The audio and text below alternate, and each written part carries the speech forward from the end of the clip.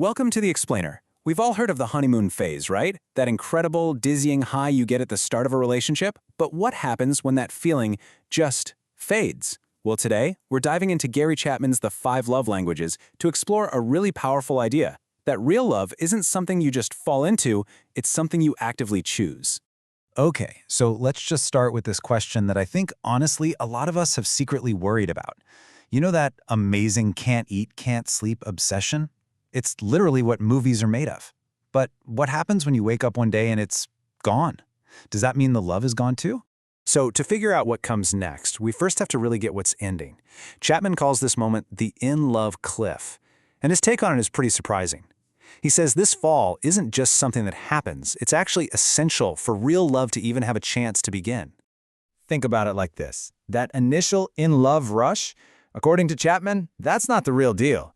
It's more like a temporary biological trick, an obsession where we see our partner as absolutely perfect and we think, yes, I've arrived. But it's not actually about growing together. It's an illusion, a really beautiful but temporary mirage of what true intimacy is.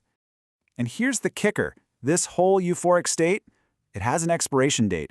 Yeah, research suggests that on average, this obsessive in-love phase lasts about 2 years. Now, for some people, it might be longer, for others, a bit shorter. But the main point is, it was never meant to be permanent. And once that high is gone, reality just comes rushing right back in. All of a sudden, you notice their annoying habits. You remember you actually have different goals in life. Your own wants and needs, which kind of got blurred together, start to separate again. The perfect illusion shatters, and you're left standing in the real world with a real person. So, if that intense feeling isn't real, lasting love, then what is? This is where we get to the absolute heart of Chapman's message. It's the big pivot. It's this idea that true, enduring love isn't some passive feeling that just happens to you. It's an active, conscious choice that you make every single day. Now, this slide really breaks it down perfectly. Just look at the difference here. On one side, you've got falling in love. That's instinct. It's effortless, kind of like a biological roller coaster you just get on. But then you look at the other side, real love. This is volitional. It's a deliberate choice that takes real effort and discipline. It's not a ride you take, it's a house you build, brick by brick.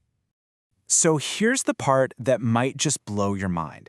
The end of that obsessive in-love feeling, it's not a tragedy. It's not the end of the relationship. In fact, Chapman argues it's the necessary starting line. It's the gateway you absolutely have to walk through before real, chosen love can even begin. And this right here is what that choice looks like in the real world. It's an attitude. It's this quiet, daily commitment that just says, I am with you, and I am actively choosing to prioritize your well-being.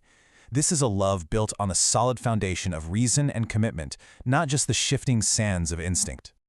Okay, so love is a choice. It takes effort, it takes discipline. I know what you might be thinking. That sounds hard. So why do it? What's the big payoff for all this work? Well, it's because deep down, what every single one of us truly craves isn't just that roller coaster of infatuation. It's something way more profound. It's the unshakable security that comes from knowing someone chooses to love you, not because of some fleeting feeling they can't control, but because they have decided to. And when that deep need is met, it's not just some warm, fuzzy feeling. It actually strengthens the 3 core pillars of our emotional health. It gives us this bedrock of security, it validates our self-worth, and it gives us a powerful sense of significance. They all just build on each other.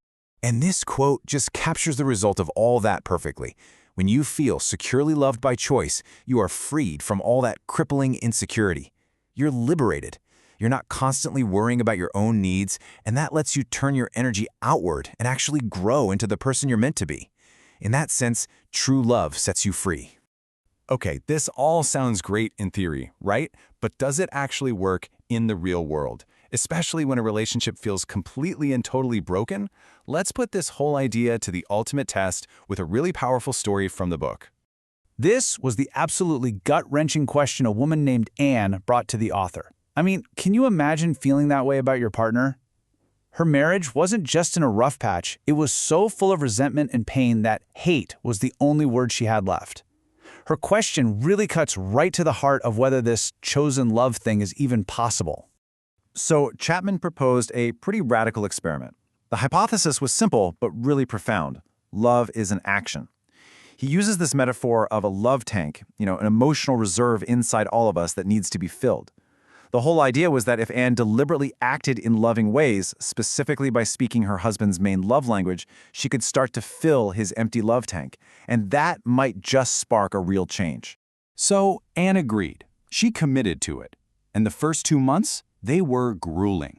She was acting purely out of discipline, getting nothing positive back, but she kept going. And then, slowly, a shift started to happen. Her husband, Glenn, started to change. He softened up. He started responding to her acts of love with kindness of his own. As she filled his love tank, he began, in turn, to fill hers. The transformation was so complete that her husband, a guy who never once set foot in a counseling session, started telling his friends that the author was a miracle worker. But Chapman is really clear. The miracle wasn't magic. It was the predictable, powerful result of one person making a conscious choice to love, even when it felt absolutely impossible. So, if there's one single thing to take away from all of this, it's that real, lasting love isn't just a feeling that sweeps you off your feet. It's an action, it's a discipline, and most importantly, it's a choice you have the power to make. Which leaves us all with a simple but pretty profound question to carry with us. What choice will you make today?